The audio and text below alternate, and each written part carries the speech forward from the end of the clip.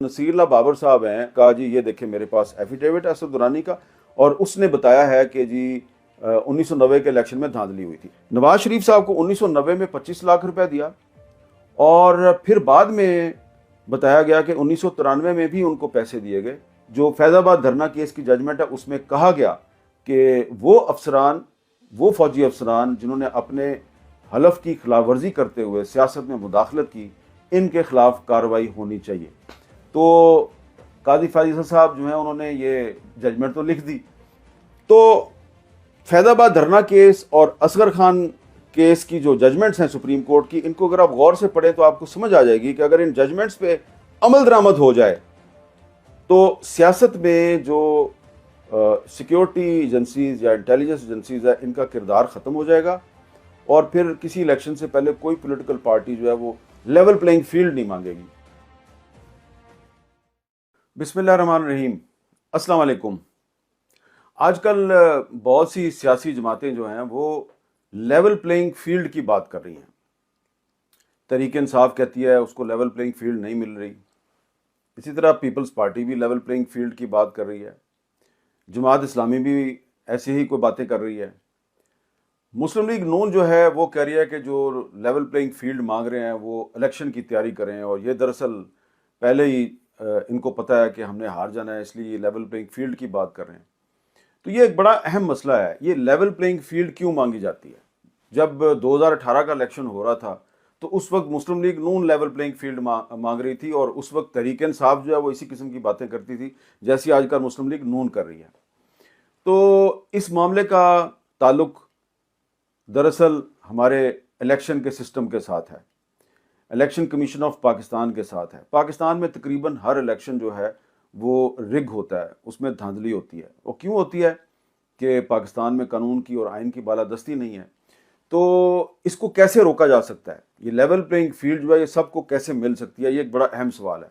تو اس کا جواب جو ہے وہ سپریم کورٹ آف پاکستان ایک دفعہ نہیں 2-3 دفعہ دے چکی ہے۔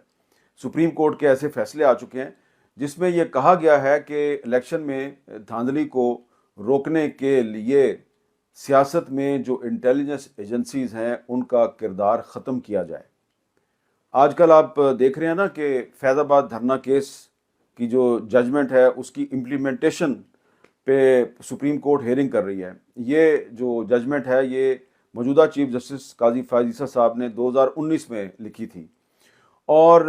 اس ججمنٹ میں انہوں نے ذکر کیا ہے کہ جو پولیٹکس میں انٹیلیجنس ایجنسیز کا جو رول ہے وہ ختم ہونا چاہیے، اور اس بارے میں انہوں نے اپنی اس ججمنٹ میں سپریم کورٹ کی 2012 کی ایک ججمنٹ کا حوالہ دیا ہے، وہ ہے اصغر خان کیس میں ججمنٹ۔ اور فیض آباد دھرنا کیس کی ججمنٹ میں کہا گیا کہ اصغر خان کیس میں جو سپریم کورٹ کی ججمنٹ ہے اس پہ عمل درآمد نہیں ہوا، اور پھر جو فیض آباد دھرنا کیس کی ججمنٹ ہے اس میں تقریباً وہی باتیں کی گئی ہیں جو اصغر خان کیس میں جو سپریم کورٹ کی ججمنٹ ہے اس میں کہی گئی۔ اس میں بھی کہا گیا کہ پالیٹکس میں انٹیلیجنس ایجنسیز کا اور فوج کا کردار نہیں ہونا چاہیے، اور جو فیض آباد دھرنا کیس کی ججمنٹ ہے اس میں بھی یہی بات کہی گئی ہے۔ ایک فرق ہے ان دونوں ججمنٹس میں، جو 2012 میں جو سپریم کورٹ کی ججمنٹ تھی اصغر خان کیس میں وہ ایسے جرنیلوں اور فوجی افسران کے بارے میں تھی جو ریٹائر ہو چکے تھے، اور جو 2019 میں فیض آباد دھرنا کیس کی جو ججمنٹ ہے یہ ان فوجی افسران کے بارے میں تھی جو سرونگ تھے، جو حاضر سروس تھے۔ جنرل فیض حمید حاضر سروس تھے، تو بعد میں وہ ڈی جی آئی ایس آئی بھی بن گئے تھے۔ اس کے علاوہ بھی اس میں کچھ اداروں کا نام لکھا گیا ہے، انڈیویجولز کا نام نہیں لکھا گیا، لیکن وہ اشارہ جن انڈیویجولز کی طرف ہے وہ اس وقت 2019 میں حاضر سروس تھے۔ تو آپ کو بتانا یہ ہے کہ یہ آج کل جو کچھ ججز جو ہیں ان کے خلاف ریفرنس دائر ہو رہے ہیں، اور جو ہماری جوڈیشری میں ایک کلیئر آپ کو ڈویژن نظر آتی ہے، اس کی وجہ بھی فیض آباد دھرنا کیس کی ججمنٹ ہے۔ جب 2019 میں یہ ججمنٹ آئی تھی تو اس وقت کے جو آرمی چیف تھے جنرل قمر جاوید باجوہ، انہوں نے اس وقت آف دی ریکارڈ میٹنگز میں صحافیوں کو اور کچھ سیاستدانوں کو یہ کہنا شروع کر دیا تھا کہ یہ جسٹس قاضی فائز عیسیٰ جو ہے یہ ٹھیک آدمی نہیں ہے، اس کے خلاف کارروائی ہونی چاہیے۔ اور پھر عمران خان کی جو حکومت ہے اس کے ذریعے زبردستی جسٹس قاضی فائز عیسیٰ کے خلاف ایک ریفرنس دائر کروایا گیا، اور پھر وہ جو ریفرنس ہے اس نے سپریم کورٹ میں ایک ڈویژن کریٹ کی جو کہ سب کو پتہ ہے کہ وہ ڈویژن جو ہے وہ سب کے سامنے آ گئی. اور پھر قاضی فائزہ صاحب نے اس کیس کو فائٹ کیا اور وہ اس میں سرخرو ہو گئے, ان پہ تمام الزامات غلط ثابت ہو گئے. اب ویسے ہی ریفرنسز جو ہیں وہ دیگر ججز کے خلاف فائل کیے جا رہے ہیں. میں کسی کا نام نہیں لیتا, بتانا صرف یہ ہے کہ یہ جو فیض آباد دھرنا کیس ہے اس نے نہ صرف یہ کہ جو پاکستان کی جو سپیریئر جوڈیشری ہے اس کے ججز کو تقسیم کیا, بلکہ اس پر امپلیمنٹیشن نہ ہونے کی وجہ سے پاکستان کی سیاست میں بہت سے مسائل پیدا ہوئے ہیں, اور اسی لیے آج بھی لوگ لیول پلینگ فیلڈ مانگ رہے ہیں. کل تک 2018 میں تحریک انصاف جو ہے وہ ظالم تھی اور مسلم لیگ نون مظلوم تھی. آج تحریک انصاف مظلوم ہے اور مسلم لیگ نون ظالم ہے, اور اس کی وجہ کیا ہے کہ اصغر خان کیس میں سپریم کورٹ کے فیصلے پہ عمل درآمد نہیں ہوا, فیض آباد دھرنا کیس میں سپریم کورٹ کے فیصلے پہ عمل درآمد نہیں ہوا. فیض آباد دھرنا کیس کیونکہ 2019 میں ہوا تو اس پہ میں بعد میں آؤں گا. پہلے میں آپ کو بتاتا ہوں کہ جو اصغر خان کیس ہے یہ دراصل ہے کیا, کیونکہ یہ بہت ہی ایک ڈیٹیلڈ ججمنٹ ہے, اور یہ پاکستان میں جو پالیٹکس کے اور ہسٹری کے اسٹوڈنٹس ہیں, بلکہ تمام پولیٹیکل ورکرز خواہ ان کا تعلق کسی بھی پولیٹیکل پارٹیز کے ساتھ ہے, ان کو یہ ججمنٹ سپریم کورٹ کی ضرور پڑھنی چاہیے, کیونکہ اس میں بہت ہی ڈیٹیل کے ساتھ واضح کیا گیا کہ ریگنگ جو ہے وہ کیسے ہوتی ہے. میرے پاس موجود ہے یہ ججمنٹ جو ہے, یہ detail judgment on Asghar Khan case in the Supreme Court of Pakistan, اور میں جو بھی باتیں آپ کے سامنے ابھی کروں گا وہ ساری کی ساری اس ججمنٹ میں لکھی ہوئی ہیں. لیکن میں آپ کو پہلی اس کی تھوڑی سی بیک گراؤنڈ بتا دوں کہ یہ ہے کیا. یہ جو ججمنٹ ہے جی سپریم کورٹ کی, یہ 1990 کا جو الیکشن تھا یہ اس میں ریگنگ کے بارے میں یہ ججمنٹ ہے. اب جو 1990 کا الیکشن تھا یہ کیسے ہوا تھا؟ 6 اگست 1990 کو اس وقت کے جو پریزیڈنٹ تھے غلام اسحاق خان, انہوں نے بے نظیر بھٹو صاحبہ اس وقت پرائم منسٹر تھی, ان کی حکومت کو برطرف کر دیا تھا, اور انہوں نے ان کو برطرف کر کے غلام مصطفیٰ جتوئی صاحب جو ہیں ان کو بنایا تھا پرائم منسٹر آف پاکستان, اور پنجاب میں نواز شریف صاحب جو ہیں وہ کیئر ٹیکر چیف منسٹر تھے. اور پھر الیکشن ہوا, اور اس دوران میں جنرل اسد درانی جو ہیں ان کو ISI کا سربراہ مقرر کیا گیا, اور انہوں نے کچھ سیاسی جماعتیں جو کہ پیپلز پارٹی کے خلاف تھیں ان میں رقوم تقسیم کی, اور اس طرح سے جو نواز شریف ہیں ان کو اکثریت دلوائی گئی اور وہ پرائم منسٹر بن گئے. لیکن پھر اسی غلام اسحاق خان نے بطور پریزیڈنٹ آف پاکستان 1993 میں نواز شریف کی حکومت کو بھی برطرف کر دیا. اور فرق یہ تھا کہ جب بے نظیر بھٹو کی حکومت برطرف ہوئی تو سپریم کورٹ میں انہوں نے پٹیشن دائر کی, تو سپریم کورٹ نے کہا نہیں, ان کی حکومت کو صحیح برطرف کیا, یہ بہت کرپٹ گورنمنٹ تھی. لیکن جب نواز شریف کی گورنمنٹ برطرف ہوئی 1993 میں اور انہوں نے سپریم کورٹ میں پٹیشن دائر کی, تو سپریم کورٹ نے کہا نہیں, یہ نواز شریف کو تو غلط برطرف کیا گیا, تو ان کے ساتھ تو بڑی زیادتی ہوئی ہے, تو ان کو ریسٹور کر دیا گیا. لیکن پھر بعد میں حالات ایسے پیدا ہوئے کہ نواز شریف صاحب نے خود ہی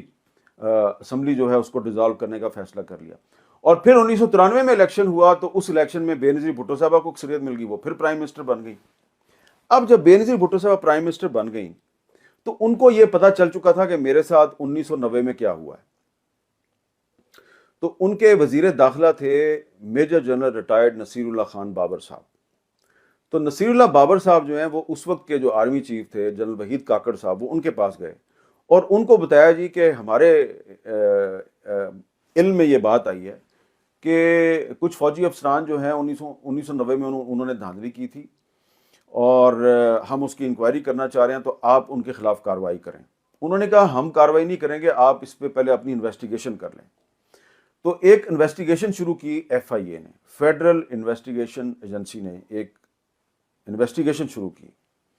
اب وہ جو اسد درانی صاحب تھے جنہوں نے 1990 میں بطور DG ISI بے نظیر بھٹو کی جو پارٹی ہے اس کو آئسولیٹ کرنے کے لیے, اس کو ہرانے کے لیے سیاستدانوں میں پیسے بانٹے تھے, دھاندلی کرائی تھی, تو وہ ریٹائر ہو چکے تھے. پیپلز پارٹی نے کیا کیا کہ پیپلز پارٹی نے ان کو جرمنی میں امبیسڈر لگا دیا, اور اس کے بعد جو FIA ہے اس نے اسد درانی صاحب سے کہا کہ جناب یہ آپ نے تو 1990 میں دھاندلی کی تھی, ہم اس کی انکوائری کر رہے ہیں, اور ہم نے army chief general Waheed Kakar سے بھی پوچھ لیا, تو ذرا اپنا ایک سٹیٹمنٹ دیں. اب کیونکہ وہ امبیسڈر بنے ہوئے تھے جرمنی میں انہوں نے نوکری بچانی تھی، تو انہوں نے جناب ایک حلفیہ بیان لکھ کے دے دیا جنرل نصیر اللہ بابر کو، اور اس میں انہوں نے یہ لکھ دیا کہ بطور ڈی جی آئی ایس آئی میں نے 1990 کے الیکشن میں کن کن سیاستدانوں کو ڈونیشن دی، یعنی کہ جو رقم دی گئی وہ ڈونیشن کے نام پہ تھی۔ اور اس کے بعد جو نصیر اللہ بابر صاحب ہیں انہوں نے کچھ عرصہ تو خاموشی اختیار کی، اور پھر انہوں نے فلور آف دی ہاؤس پہ، قومی اسمبلی کے جو فلور آف دی ہاؤس پہ انہوں نے ایک تقریر کر دی اور کہا جی یہ دیکھیں میرے پاس ایفیڈیوٹ ہے اسد درانی کا، اور اس نے بتایا ہے کہ جی 1990 کے الیکشن میں دھاندلی ہوئی تھی۔ اب یہ جو تقریر تھی قومی اسمبلی میں، یہ نصیر اللہ بابر صاحب نے کی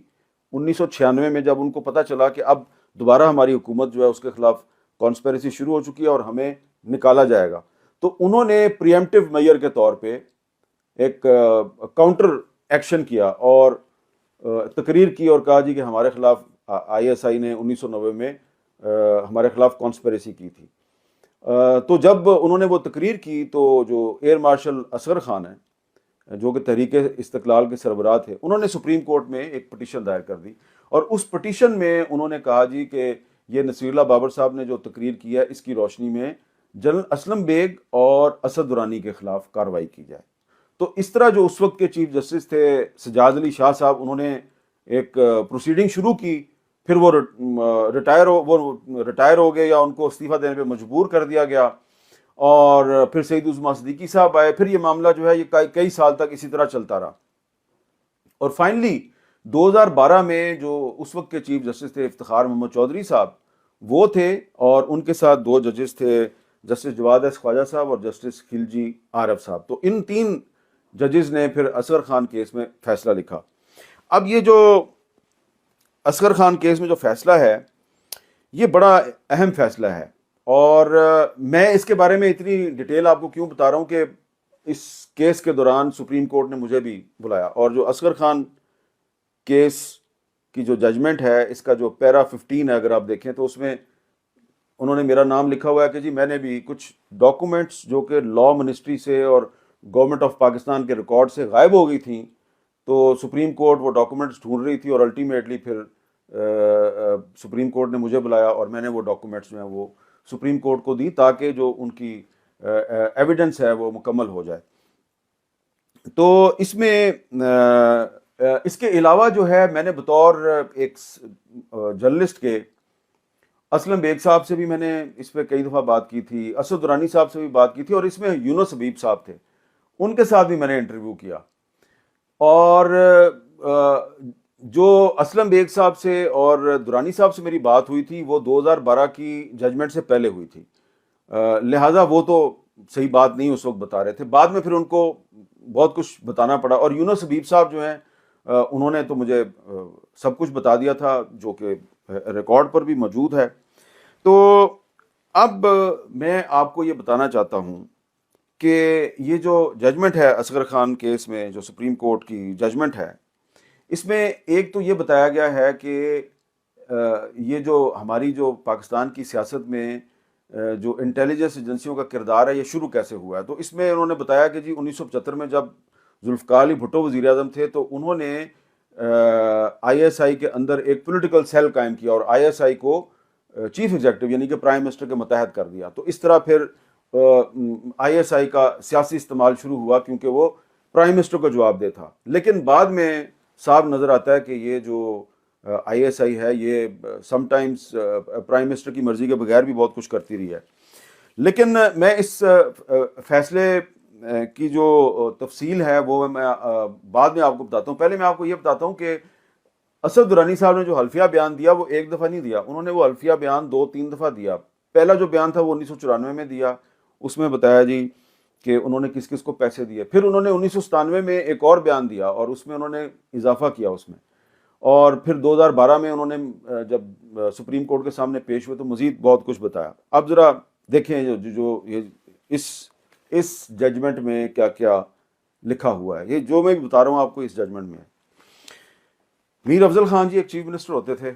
کے پی کے، تو ان کو اسد درانی صاحب نے اپنے کچھ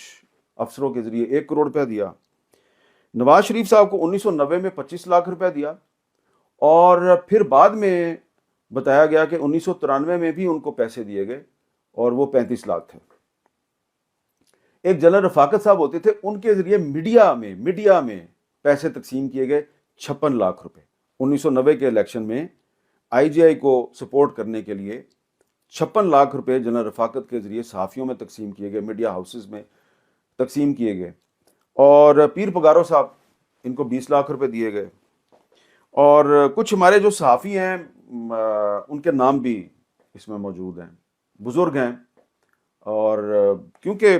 سپریم کورٹ کی ججمنٹ میں ان کے نام لکھے ہیں تو میں سیاستدانوں کے نام لے رہا ہوں، تو اگر میں صحافیوں کے نام نہیں لوں گا تو مجھے کوئی نہ کوئی قانون دان یہ کہے گا کہ آپ نے ڈنڈی ماری ہے، تو میں ڈنڈی نہیں مارنا چاہتا۔ تو ہمارے بزرگ ہیں الطاف حسن قریشی صاحب، ان کے نام کے سامنے 5 لاکھ روپے لکھا گیا ہے، اور مصطفیٰ صادق صاحب، ان کے سامنے بھی یہی رقم ہے۔ صلاح الدین صاحب تکبیر کے ایڈیٹر تھے، ان کے نام کے سامنے 3 لاکھ روپے لکھا گیا ہے۔ جام یوسف صاحب تھے جی، بلوچستان کے ایک چیف منسٹر ہوتے تھے،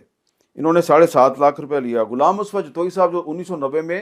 کیئر ٹیکر پرائم منسٹر تھے، انہوں نے 50 لاکھ روپے لیا۔ مظفر حسین شاہ صاحب سندھ کے سیاستدان ہیں، انہوں نے 3 لاکھ روپے لیا۔ ارباب غلام رحیم سندھ کے سابق چیف منسٹر ہیں، انہوں نے بھی 2 لاکھ روپے لیا۔ یوسف ہارون صاحب، انہوں نے 5 لاکھ روپے لیا۔ اور حفیظ پیرزا صاحب نے جی 30 لاکھ روپے کے 6 چیک وصول کیے۔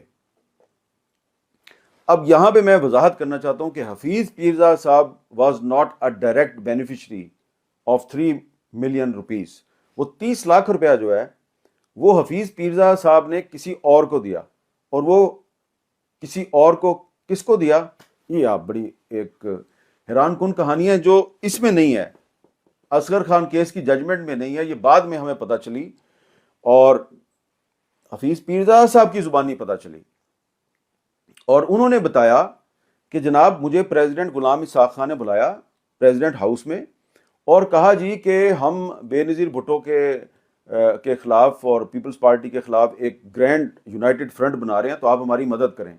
تو انہوں نے کہا کہ نہیں، میں اس میں آئی جی آئی کا اتحادی نہیں بن سکتا۔ تو انہوں نے کہا اچھا پھر آپ سندھ میں جو نیشنلسٹ فورسز ہیں ان کے ساتھ بات کریں۔ تو غلام اسحاق نے پتہ کیا کہا جی ایم سید کو، غلام اسحاق نے پتہ کیا کہا حفیظ پیرزا صاحب کو کہ جی ایم سید کے پاس جائیں آپ۔ اور پیرزا صاحب کہتے ہیں پھر میں جی ایم سید صاحب کے پاس گیا۔ جی ایم سید صاحب جو پاکستان کو توڑنا چاہتے تھے، سندھ دیش بنانا چاہتے تھے، سندھ میں کچھ لوگ ان کا بڑا احترام کرتے ہیں، لیکن میں آپ کو جو بتا رہا ہوں نا، یہ عبدالحفیظ پیرزا صاحب نے آن دی ریکارڈ ایک مطیع اللہ جان کو انٹرویو دیا تھا، اس میں انہوں نے یہ بات کہی تھی، پھر وہ پرائیویٹلی بھی ہمیں بہت کچھ بتاتے رہے، اور پھر جب ان کی وفات ہو گئی تھی تو میں نے 3 ستمبر 2015 کو ایک آرٹیکل لکھا تھا، اور اس میں بھی میں نے یہ بات لکھی تھی کہ Ghulam Ishaq Khan the President of Pakistan gave orders to army chief pass the orders to the D G I S I, اور D G I S I Asad Durrani صاحب جو ہیں وہ کراچی جاتے ہیں، حفیظ پیرزا صاحب کو ملتے ہیں، اور جی ایم سید صاحب کی پارٹی سے وابستہ جو 6 امیدوار ہیں، جو صوبائی اسمبلی کے امیدوار ہیں، پیپلز پارٹی کے خلاف الیکشن لڑ رہے ہیں، ان کو 5-5 لاکھ روپے کے 6 چیک دیتے ہیں، اور پیرزا صاحب جو ہیں وہ جی ایم سید صاحب کے ذریعے وہ چیک ان کو پہنچا دیتے ہیں۔ لیکن آپ دیکھیں کہ آئی ایس آئی کے ذریعے جو پیسے دیے گئے جی ایم سید صاحب کو جو پاکستان توڑنا چاہتے تھے، تو فائدہ کوئی نہیں ہوا، وہ ایک بھی بندہ جو ہے وہ جیت نہیں سکا، سارے کے سارے ہار گئے۔ بتانا صرف یہ ہے کہ یہ جنرل ضیاء الحق صاحب جو ہیں انہوں نے بھی اپنے دور حکومت میں بطور army chief and President of Pakistan G M Syed صاحب کے ساتھ بڑی دوستی بنا کے رکھی اگینسٹ پیپلز پارٹی، اور بعد میں جو پریزیڈنٹ غلام اسحاق خان صاحب ہیں انہوں نے بھی جنرل ضیاء الحق کی روایت کو آگے بڑھایا، اور انہوں نے بھی ایک اینٹی پاکستان پارٹی جو ہے اس کو پیسے دیے through I S I to defeat Pakistan Peoples Party. اچھا، اب اس میں دوبارہ میں آ جاتا ہوں، اس میں صرف یہ نہیں ہے کہ پیپلز پارٹی کے مخالفین کو پیسے دیے گئے، بڑا کمال اس میں یہ تھا کہ جو اسد درانی صاحب تھے انہوں نے پیپلز پارٹی کے بھی کچھ لیڈروں کو پیسے دیے، مثلا ملک مراج خالد صاحب کو دیے پیسے، مثلا غلام مصطفیٰ کھر صاحب کو پیسے دیے، مثلا ایک ہوتے تھے کرنل غلام سرور چیمہ صاحب جن کو بے نظیر بھٹو صاحبہ نے اپنا ڈیفنس منسٹر بنایا تھا، ان کو بھی پیسے دیے۔ اور وہ جو اسد درانی صاحب ہیں انہوں نے اپنی ایک جگہ پہ حلفیہ بیان میں لکھا ہے کہ یہ جو آخری 2 ہیں مراج خالد اور Ghulam Sarwar Cheema, they were not on the wrong side, ان کو صرف فیسیلیٹیٹ کیا گیا تھا، تو ان کو فیسیلیٹیٹ کیا گیا تھا. اچھا، الطاف حسین صاحب جو آج کل لندن میں ہیں، ان کو 2 کروڑ روپے دیے گئے. یوسف میمن صاحب کے ذریعے جاوید ہاشمی صاحب کو بھی ایک بھاری رقم دی گئی. اس کے علاوہ لیاقت جتوئی صاحب ہیں، آفاق احمد صاحب ہیں MQM حقیقی والے، ان کو بھی پیسے دیے گئے. خود مرزا اسلم بیگ صاحب جو ہیں، انہوں نے بھی پیسے لیے. تو میرے پاس ایک لمبی لسٹ ہے، اور یہ اصغر خان کیس جو ہے سپریم کورٹ کی ججمنٹ میں یہ ساری چیزیں لکھی ہوئی ہیں. اب یہ کیس جو ہے، اس کا ذکر کیوں کیا گیا ہے فیض آباد دھرنا کیس کی ججمنٹ میں، وہ میں آپ کو بتاتا ہوں. یہ بڑی امپورٹنٹ چیز ہے، یہ آپ کو بتانی ضروری ہے. لیکن اس سے پہلے میں آپ کو یہ بتا دوں کہ یہ جنرل اسلم بیگ صاحب جن پر الزام تھا اور وہ سپریم کورٹ میں گئے، انہوں نے الزام کی تردید کی. یہ انہوں نے اب ایک ان کی کتاب ہے، یہ ان کی یادداشتیں آپ کہہ لیں. انہوں نے ایک طویل انٹرویو دیا ہے کرنل اشفاق حسین صاحب کو، اور کتاب کا نام ہے اقتدار کی مجبوریاں. تو اس میں بھی انہوں نے اس مقدمے کے بارے میں لکھا ہے کہ جی میرے پہ جو الزام لگا تھا، تو انہوں نے کہا جی وہ سازش میرے خلاف جنرل نصیر اللہ بابر نے تیار کی تھی، کیونکہ نصیر اللہ بابر جو ہیں وہ جنرل وحید جو اس وقت آرمی چیف تھے، ان کے ذریعے میرا ٹرائل کرنا چاہتے تھے. جنرل وحید نے انکار کر دیا. شاید بقول اسلم بیگ صاحب کے جنرل وحید بھی یہ چاہتے تھے کہ عدالت میری خاطر مدارت کرے. اور اس کے علاوہ اسلم بیگ صاحب جو ہیں وہ یہ کہتے ہیں جی کہ ڈینائی کیسے کر رہے ہیں، کس گراؤنڈ پہ کر رہے ہیں کہ جی میں انوالو نہیں تھا. وہ کہہ رہے ہیں جی کہ وہی 1975 میں جو ذوالفقار علی بھٹو صاحب نے ISI کو پرائم منسٹر کے متحد کر دیا تھا. تو اسلم بیگ صاحب کہتے ہیں ایز آرمی چیف ISI تو میرے متحد تھی نہیں، وہ تو پرائم منسٹر کے متحد تھی، اور جو کچھ بھی کیا وہ تو ہم نے پریزیڈنٹ آف پاکستان جو سپریم کمانڈر تھے ان کے کہنے پہ کیا. تو میں نے یہ آپ کو پوائنٹ آف ویو دے دیا ہے، جو اسلم بیگ صاحب کا پوائنٹ آف ویو ہے وہ دے دیا ہے کہ انہوں نے کہا جی کہ جو کچھ بھی کیا وہ مجھے نہیں تھا پتہ. انہوں نے اسد درانی صاحب پہ ڈال دیا، اسد درانی صاحب نے اسلم بیگ صاحب پہ ڈال دیا، اور یہ سارا کچھ اس ججمنٹ میں بھی موجود ہے. اب یہ ججمنٹ جو ہے، اس ججمنٹ کی اہمیت یہ ہے کہ اس ججمنٹ میں سپریم کورٹ کے جو جج صاحبان ہیں انہوں نے بہت ہی اس میں ڈیٹیلڈ بحث کیا ہے کہ سیاست میں فوج کیسے مداخلت کرتی ہے، اور پارلیمانی جمہوریت جو ہے یہ پاکستان میں کیوں کمزور ہوئی ہے، پریزیڈنٹ آف پاکستان کا کیا کردار ہونا چاہیے. اور پھر انہوں نے اس کا جو پیرا 84 ہے اس ججمنٹ کا، اس میں یہ کہا ہے دی founder of Pakistan the Quaid Azam Muhammad Ali Jinnah declared that Pakistan would be a democratic state based on Islamic provisions of social justice. While addressing a gathering of civil officers of Balochistan on 14 February 1948, he said that our present provisional constitution based on the fundamental principles of democracy, not bureaucracy or autocracy or dictatorship. Therefore, the military rule, direct or indirect, is to be shunned once and for all. It was wrongly justified in the past that it ought not to be justified in future on any ground, principle, doctrine or theory whatsoever. Military rule is against the dignity, honor and glory of the nation that it achieved after sacrifices. اچھا، آگے چل کے supreme court جو ہے اس نے کہا ہے جی کہ ISI اور MI may perform their duties as per the laws to safeguard the borders of Pakistan or to provide civil aid to the federal government, but such organizations have no role to play in the political activities, politics for formulation of or destabilization of political governments, nor can they facilitate or show favor to a political party or group of political politicians individually in any manner which may lead in his or their success. لیکن آگے جا کے پھر انہوں نے detail دی، اور یہ خیال کیا کہ یہ نہ لگے کہ جو سپریم کورٹ ہے وہ افواج پاکستان کے خلاف بطور ادارہ کوئی نیگیٹو ریمارکس دے رہے ہیں. تو سپریم کورٹ نے اس میں کلیئر کیا کہ the armed forces have always sacrifice their lives for the country to defend any external اور internal aggression for which it being an institution is deeply respected by the nation. یہ کہنے کے بعد انہوں نے کہا the armed forces in charge of their function seek intelligence and support from ISI MI and on account of security threats to the country on its frontiers, or to control internal situations in aid of civil power when called upon to do so. However, ISI MI or any other agency like IB have no role to play in political affairs of the country, such as formation or destabilization of government or interfere in the holding of honest, free and fair elections by the Election Commission of Pakistan. Involvement of the officers, members of secret agencies like ISI, MI, IB in unlawful activities individually or collectively calls for strict actions being violative of the oath of their offices, and if involved, they are liable to be dealt with under the constitution and the law. اور آگے جا کے پھر انہوں نے کہا جی حکومت سے کہ آپ اسلم بیگ صاحب اور اسد درانی صاحب جو فوج سے ریٹائر ہو چکے ہیں ان کے خلاف کارروائی کریں، اور وہ سیاستدان جنہوں نے آئی ایس آئی سے پیسے لیے ان کے خلاف بھی آپ کارروائی کریں.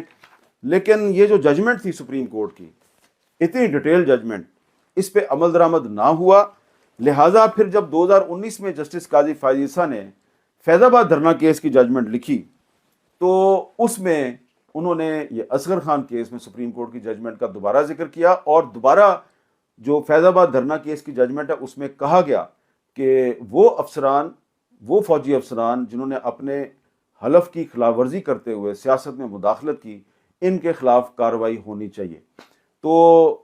قاضی فائز صاحب جو ہیں انہوں نے یہ ججمنٹ تو لکھ دی،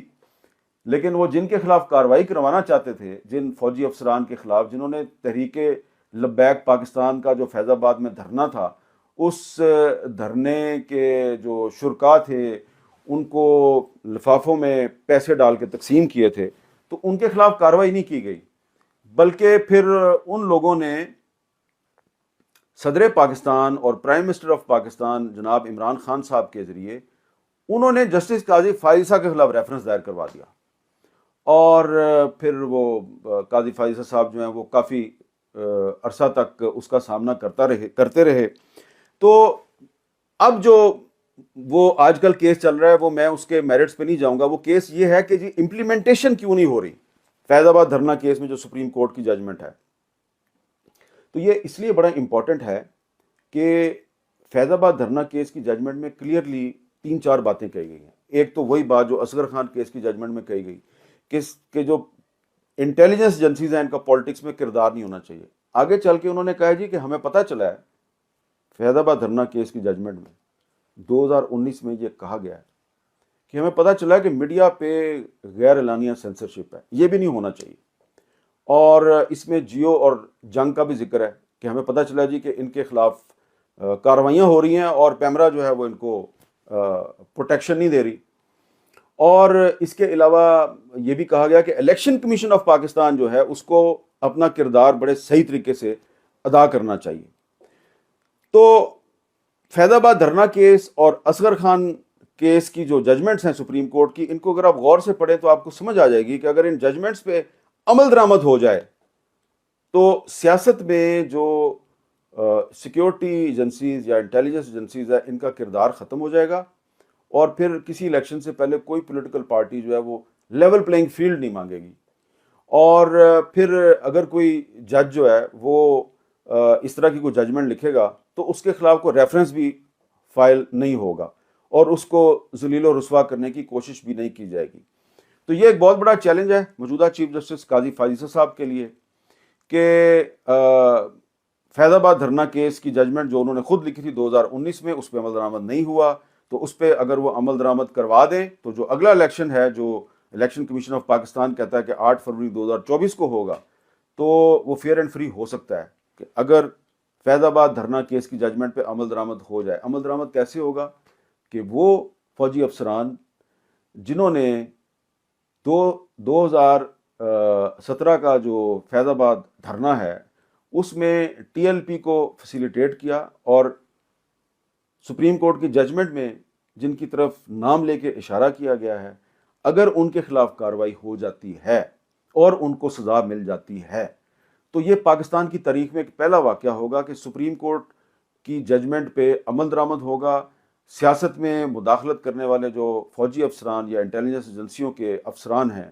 ان کو سزا ملے گی، ایک مثال بن جائے گی، اور پھر 2024 کے الیکشن میں شاید کھلم کھلا مداخلت نہ کی جائے اور پھر کوئی لیول پلینگ فیلڈ بھی نہیں مانگے گا. تو بات ختم اس پہ کروں گا کہ پاکستان کے تمام مسائل کا حل آئین اور قانون کی بالادستی میں ہے. آپ کے ہر مسئلے کا حل 1973 کے آئین میں موجود ہے، اور یہ جو اس وقت بہت بڑا مسئلہ ہے کہ جی الیکشن میں دھاندلی کے خدشات کا اظہار کیا جا رہا ہے، تو یہ دو ججمنٹس ہیں، اصغر خان کیس میں سپریم کورٹ کی ججمنٹ، فیض آباد دھرنا کیس میں سپریم کورٹ کی ججمنٹ، اس میں کہا گیا سیاست میں انٹیلیجنس ایجنسیوں کا کردار ختم کر دیں تو معاملہ جو ہے وہ ریزالو ہو جائے گا، پاکستان کے بہت سے مسائل حل ہو جائیں گے۔ اجازت دیجیے، اللہ حافظ۔